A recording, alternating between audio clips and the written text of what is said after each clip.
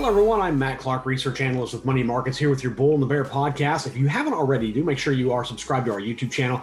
This is where you're going to find new features with Chief Investment Strategist Adam O'Dell, Green Zone Fortunes coder Charles Sizemore, and myself each and every week. Check out moneymarkets.com as well. That is your home for safe, sound, smart, simple, profitable investment information to boost your portfolio.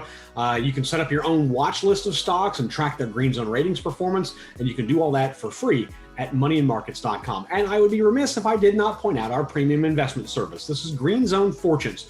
For give or take about $4 a month, Adam, Charles, myself, and the rest of our staff work hard to give you our best stock recommendation each and every month, in addition to a ton of analysis and other things out there.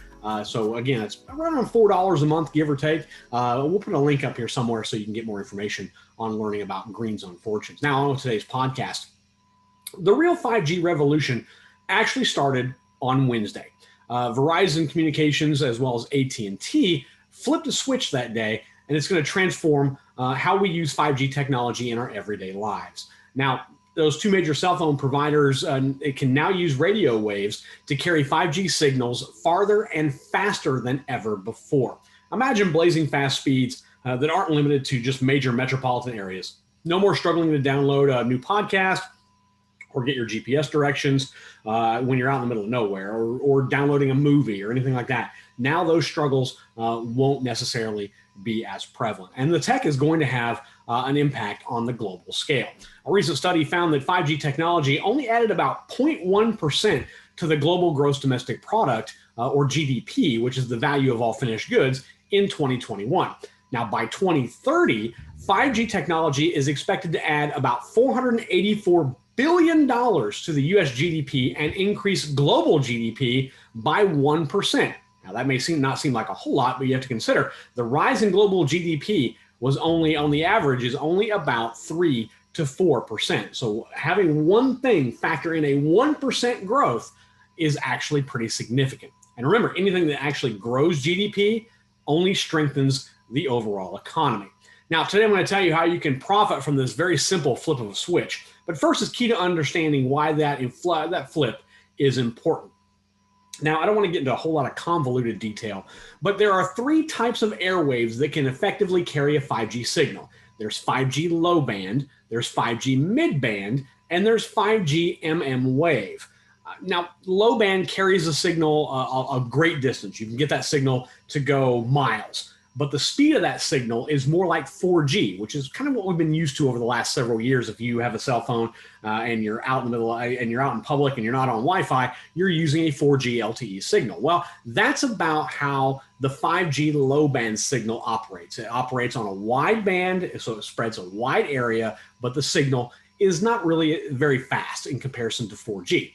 Now, what carriers like Verizon and At&t have been using has been what's called the MM wave.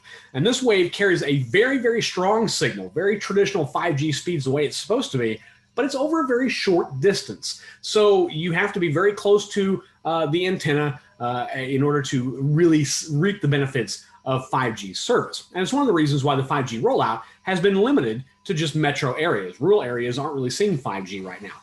Now, what started this week was the use of the mid-band, which can carry a signal faster and farther than 4G. And it's just as fast as the MM wave, and it goes not quite as far as the low band, but much farther than the MM wave. So you get the 5G traditional 5G speeds, which could be up to a gigabit download, but it's actually spread out over a much wider area. And what this means is that now you don't have to necessarily be in a concentrated metropolitan area to get 5G. You can be in a more rural area or in a suburban area and see 5G or the benefits of 5G speed. Now, satellite companies were using this mid-band, or what's called C-band, for things like satellite TV, but they weren't really using the full spectrum. All these bands or waves have different spectrums in them, and satellite companies were using a very, very small percentage of that spectrum. Now, the Federal Communications Commission opened up more of the spectrum and auctioned off part of it. At&t and Verizon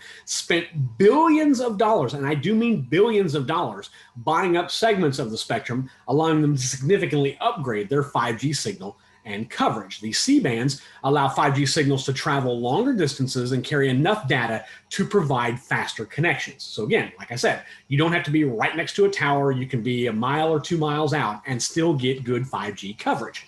But a lot of modern aircraft technology uses the kind of similar wavelengths that's similar to C-band, and officials have been worried that the new 5G tech could disrupt instruments used by pilots that they could use to land the aircraft, like the altimeter to tell you how high you are or how low you are, things like that. So in response, AT&T and Verizon have pretty much delayed turning on towers that are near airports, at least temporarily. Again, it's only a temporary issue, and soon millions of Americans are going to gain access to incredible mobile download speeds in a much wider area. And this new spectrum is going to cause an explosion in 5G mobile subscriptions.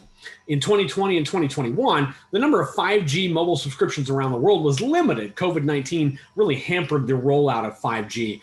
So there really wasn't a lot of subscriptions that were available to be had. However, now with this big step that happened just this week, the process of adding wider accessibility band is going to see those subscriptions explode from about 554 million in 2021 to more than 3 billion by 2025. That's just in 4 years. We're going to see that kind of growth, 554 million to more than 3 billion by 2025. And what it means is more people are going to be buying up phones. They're going to be buying up tablets that are compatible with the new faster 5G connections, because right now the connection is only limited to very new smartphones and new tablets. So you can't necessarily, with what happened Wednesday, not every phone that says they're 5G capable are necessarily capable of getting this new mid-band signal. You'll still be able to get 5G, but you have to be closer to one of the wave towers. Now, smart investors like you are looking at ways to add profits to your portfolio from this latest stage in the 5G revolution. Now, it'd be easy to tell you to buy up shares of AT&T, Verizon, or T-Mobile, or someone like that, but I don't really think that's necessarily where the money is. Instead, I've located an exchange-traded fund, or an ETF, that holds companies like AT&T and Verizon, but also has companies that are making components for the 5G upgrade, like Taiwan Semiconductor, Cisco, Micron Technology. They also have companies that are making equipment compatible with the new 5G signals, like Apple, Sony, Ericsson. Basically, it's a very diverse ETF. It's the First Trust NextG ETF. It trades on the New York Stock Exchange under the ticker NXTG. It's an exchange traded fund that invests in both growth and value stocks across a range of market caps. So it's both large cap and small cap and mid cap, all things in between. It's growth and value. It's all things related to 5G implementation. And these companies are global. They're not just based in the US. Now, NextG, as it's called, or NXTG, hit a fresh 52-week high of around $83 in late December of 2021. So just about not even a month ago. It's pared back some of those gains as the broader tech market has faced some headwinds from the prospect of higher interest rates. Because as you know, if interest rates go up, future earnings for high growth companies like tech companies aren't worth nearly as much. So investors tend to rotate out of those and more into value stocks. But the beauty of this ETF is that it also invests in tech companies that are strong values. Now, the latest edition of the 5G revolution, coupled with the broad array of holdings here across the 5G universe, has the potential to push NextG higher in the next 12 to 24 months. So this is a long-term play here. This isn't one of those where you want to get in for 3 months and take your winnings and run. This is one of those where you want to play the long game here. This is a year, 2 years, maybe even 3 years, where you're going to start realizing some very big gains from NXTG. It's a well-diversified ETF in the 5G space, and as the demand for more 5G technology grows, the companies within the portfolio are going to elevate this ETF even higher. In addition, NextG also comes with a dividend yield of a little more than 2%, about 2.03%, which equals to a payout of about $1.63 per share annually. So with NextG, you've got broad exposure to 5G technology, along with a dividend payout that, while not the highest out there, is still fairly strong. So I think NextG is definitely one that if you're looking at investing in the 5G revolution, NextG is definitely one you need to eye for your portfolio. Now I want to focus on our most recent poll question. In last week's question on our YouTube channel, we asked where you thought the broader cryptocurrency market was going to go in 2022. Around 46% of you said that you felt the crypto market would be bullish this year, while 31% said cryptos were going to fall into bearish territory. Another 26% who voted said you were bullish overall, but maybe not necessarily in 2022. We also asked what coin would be a big winner or loser for you, and Maria said that the financial world is changing and fast, and that's true. And then Kimberly added that the Big Daddy Bitcoin was going to be the big winner this year in the crypto space. Now, I can't really tell you which coin is going to win or lose in 2022, but I am continuing on my own journey to learn more about the crypto market, DeFi. I recently did a podcast on DeFi. You can check that out on YouTube.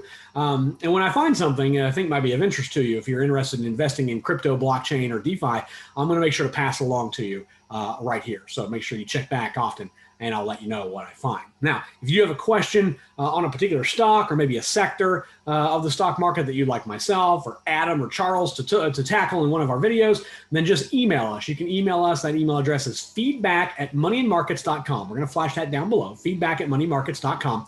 Love to do that. Or you can comment down below on our YouTube channel.